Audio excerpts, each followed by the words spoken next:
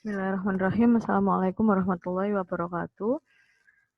Pada kesempatan kali ini saya akan menjelaskan tentang pengujian hipotesis satu nilai tengah rata-rata atau satu nilai tengah populasi.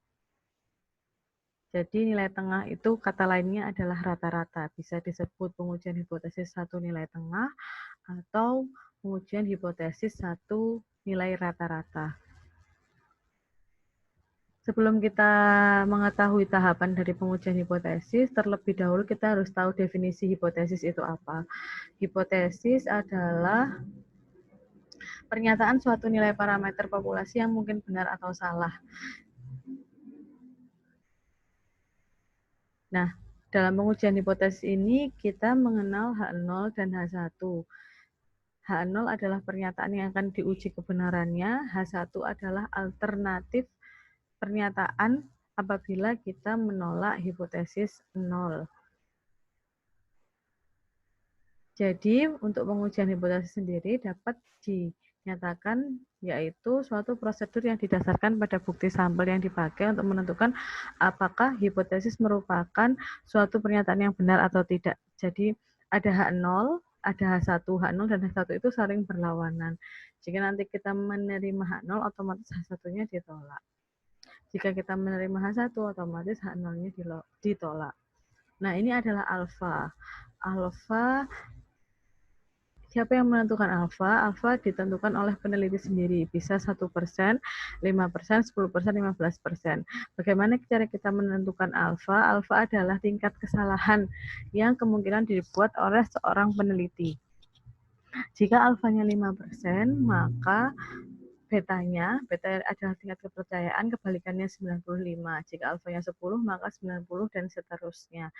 Alfa yang paling sering digunakan adalah 5%, 10%. Ini adalah batasan seorang peneliti dapat melakukan suatu kesalahan dalam sebuah proses analisis. Itu disebut sebagai alfa. Ini alfa dan ini beta. Kemudian tahapannya ada 7. Ini untuk mempermudah. Mungkin di buku-buku cetak tidak disebutkan 7 ini, tapi ini adalah ringkasannya. Pertama, kita menuliskan hipotesis, mengidentifikasi statistik uji. Nah, identifikasi ini nanti masuknya adalah misalkan satu nilai tengah.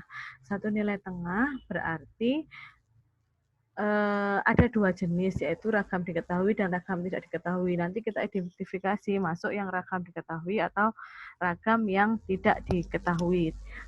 Tingkat signifikan ini tadi adalah alfanya. Pernyataan dari aturan untuk membuat keputusan, ini adalah daerah tolak dan daerah terima H0-nya. Yang kelima, kumpulan data dan menghitung nilai statistik uji, kemudian keputusan dan kesimpulan. Keputusan ini tolak atau terima H0, kalau kesimpulan pernyataannya atau kalimatnya. Nah, yang kita pelajari adalah satu nilai tengah dan 2 nilai tengah. Yang proporsi tidak. Nanti satu nilai tengah dibagi 2, 2 nilai tengah ini dibagi 5. Saya jelasin yang satu nilai tengah dulu. Nah, apa bedanya pengujian satu nilai tengah atau satu rata-rata dan 2 nilai tengah? Gampangnya seperti ini. Kalau satu nilai tengah berarti populasi atau objek penelitiannya hanya satu. Misalkan kita di sekolah berarti objek penelitiannya hanya satu kelas. Misalkan kita di suatu daerah, objek penelitiannya hanya satu, misalnya satu kampung. Satu RT, satu RW. Jadi objeknya hanya satu, kalau satu nilai tengah. Kalau 2 nilai tengah berarti objek penelitiannya ada 2. Nah, kalau objek penelitian ada 2, berarti kemungkinan tujuan analisis itu adalah membandingkan antara objek yang pertama dan objek yang kedua. Kalau hanya satu, berarti kita akan tahu apakah rata-rata pada objek penelitian itu sebesar sekian, seperti itu. Jadi kita tidak membandingkan antara 2 kelas atau 2 populasi. Kemudian langkah-langkahnya. Tadi pertama adalah menuliskan hipotesis. Jadi hipotesis itu ada 2 arah dan 1 arah. 2 arah itu H0-nya tetap sama dengan, ini mu adalah rata-rata, yang kita uji adalah mu-nya. Sehingga H0-nya adalah mu sama dengan mu 0. satunya mu tidak sama dengan mu non. Dua arah ininya tidak sama dengan. Kalau satu arah, H1-nya lebih dari dan kurang dari. H0-nya tetap sama dengan. Nah, uji satu nilai tengah. Saya tekankan lagi, kalau satu nilai tengah berarti objek penelitiannya hanya satu. Misalkan di kelas A, atau di kelas B, atau di salah satu kampung, kampung A, kampung B. Objek mahasiswa A, mahasiswa di kelas B gitu. Tidak dua objek penelitian, hanya satu saja. Itu ada dua jenis, yaitu uji Z dan uji T. Uji Z digunakan saat ragamnya diketahui. Ragam diketahui ini berarti satu objek, misalkan jumlahnya satu kelas 40, itu diteliti semua 40. Itu namanya ragam diketahui, karena ragam asli dari kelas. Kalau uji T dipakai untuk ragam tidak diketahui. Ragam tidak diketahui itu artinya adalah kita dari satu kelas hanya mengambil sampel beberapa saja. Misalkan satu kelas jumlahnya 40, hanya kita ambil 30 saja. Kita ambil 10 saja. Itu artinya sampel. Jadi disebut sebagai ragam tidak diketahui. Jadi mengidentifikasinya kapan uji Z adalah saat datanya pakai data populasi. Kalau uji T pakainya data sampel. Kedua, alfanya. Alfanya ada 1, 5, 10% yang menentukan penelitinya. Pernyataan dari aturan ini adalah daerah tolak dan daerah terima H0. 5, data dan menghitung statistik uji. 6, keputusan. 7, kesimpulan. Baik, selanjutnya untuk penerapan pengujian hipotesis satu nilai tengah. Di sini saya ada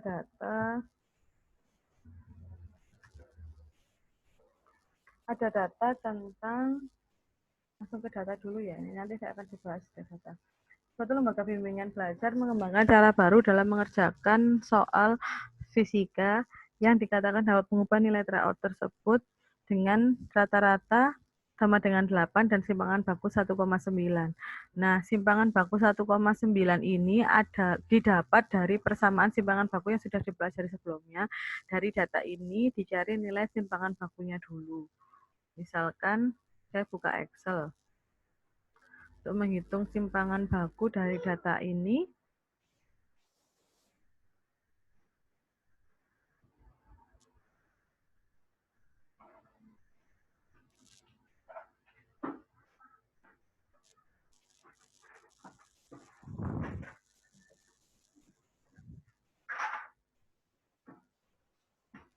sebentar. Saya pause dulu, nanti saya share screen ulang.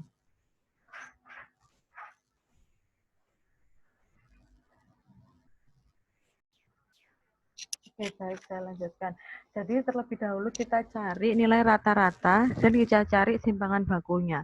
Simpangan baku tetap menggunakan rumus yang sama dulu yang ini, yaitu simpangan baku pada data yang tidak dikelompokkan. Untuk rata-rata kita tinggal jumlahkan semuanya, kemudian kita hitung rata-ratanya. Kita bagi jumlah datanya. Sum dari ini, kemudian dibagi jumlah datanya ada 20.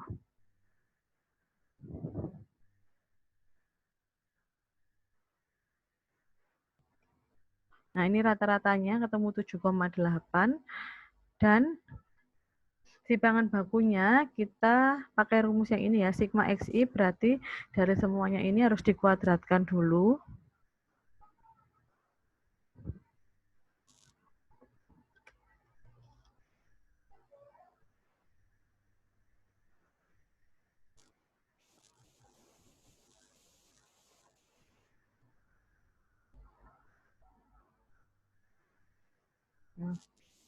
Jumlah kuadratnya sigma xi kuadrat adalah sum ini, kemudian jumlah yang ini tadi sum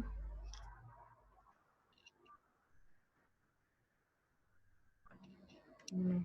Berarti untuk ragamnya adalah sigma xi min sigma xi dikuadratkan. Sigma xi kuadratnya ini min sigma xi dikuadratkan pangkat 2 per n per N-nya 20 dibagi N-1. Ini kita cari yang atas dulu. Nah, dibagi 20.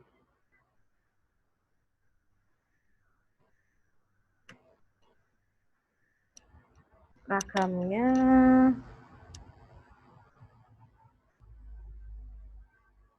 oke, saya lanjutkan. Jadi ragamnya ini tadi kan belum dibagi dengan 19 N-1-nya,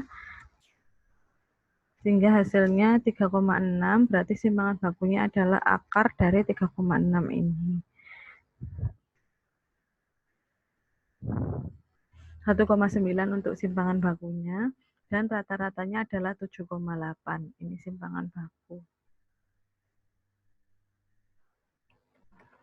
Jadi setiap data harus dicari nilai rata-rata dan simpangan bakunya dulu. Tidak langsung ketemu simpangan baku dan rata-ratanya. Nah, setelah kita ketemu, kita tahap pertama tadi. Tahap pertama adalah menuliskan hipotesis. Harus ada H0 dan H1-nya.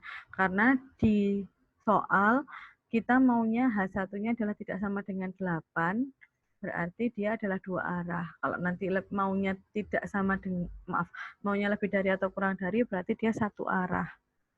Nah, tahap pertama hipotesis. Tahap kedua, tadi identifikasi. Identifikasi ini masuknya di kenapa pakai ragam yang diketahui dan ragam tidak diketahui. Ragam diketahui berarti dia pakai datanya populasi. Ini adalah data populasi. Jadi satu kelas ada 20 siswa, diambil datanya semuanya. Berarti dia tidak menyisakan untuk sampel. Dia menggunakan datanya data populasi. Nah, alfanya 1%, berarti nanti betanya 99%. Ini lihat di tabel 2,575. Z 0,05 nilainya 2,575. Ini nanti ada ceritanya di bawah sini. Kalau 1% berarti Z alfanya 2,575. Kalau 2% 2,33. Kalau 5% 1,96 dan seterusnya. Karena ini 1% berarti 2,575. Nah, ini nanti yang akan kita gambar pakai kurva normal yang sudah kita pelajari dulu. Saya gambar ya. Dan ini nilainya 2,575 dan dua arah. Kita harus memperhatikan dua arah dan satu arahnya. Nah, gambarnya kan ini.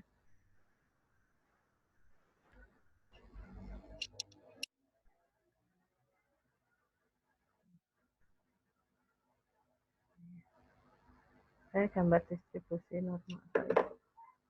Saya ambil dulu. Saya gambar distribusi normalnya di sini.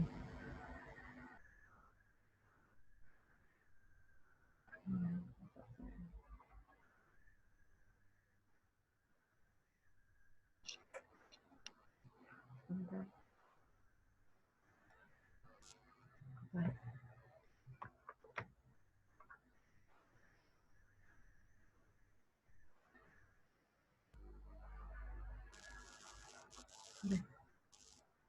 Stop screen dulu aja nanti.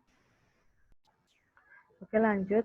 Ini kan 1% tadi alfanya, berarti Z-nya 0,005 dari alfa per 2, karena hipotesisnya dua arah. Tadi H0-nya adalah mu sama dengan 8, H1-nya mu tidak sama dengan 8. Jadi dua arah. Kalau dua arah, alfanya dibagi 2. Kalau satu arah tidak. Jadi kita harus gambar dulu. Ini untuk daerah terima dan daerah tolaknya ya. Gambar kurva. Tadi kan 2,575. Ini angkanya di sini. 2,575 ini min. Nah, daerah yang diarsir ini adalah daerah tolak H0. Jadi nanti tergantung kehitung kita. Nah, yang tidak diarsir ini, semuanya ini adalah daerah terima H0. Jadi kita kembali lagi ke perhitungan. Gambar sudah, terus ini sudah. Nah, Z hitungnya tadi adalah rata-rata dikurangi mu 0 per sigma adalah simpangan baku per akar N. Rata-ratanya adalah 7,8. Mu 0 adalah yang melekat di hipotesis 0, jadi 8. Yang menentukan penelitinya, awas keliru. Rata-rata itu yang di depan, mu 0-nya yang di belakang ini. Sigma simpangan baku 1,9 akar N20. Nilainya min 0,47. Kenapa dimutlakan? Karena dua arah, jadi positif sama negatif sama saja. Kalau satu arah tidak boleh dimutlakan. Jadi 0,47 ini kita taruh di gambarnya tadi. Gambarnya 0,47 kan di sini. 0,47 kan di sini. 0,47. Jadi dia di daerah terima H0. Kalau daerah terima H0 berarti keputusannya adalah terima H0. Dan kesimpulannya dengan kata-kata, karena tadi alfanya 1%, maka tingkat kepercayaannya 99%, maka dapat dinyatakan bahwa rata-rata nilai tryout fisika sama dengan 8. Semoga bisa dimengerti ya. Untuk ini tahapannya sama, bisa dipelajari sendiri. Nanti kita lanjutkan di dua rata-rata pada video berikutnya. Terima kasih. Assalamualaikum warahmatullahi wabarakatuh.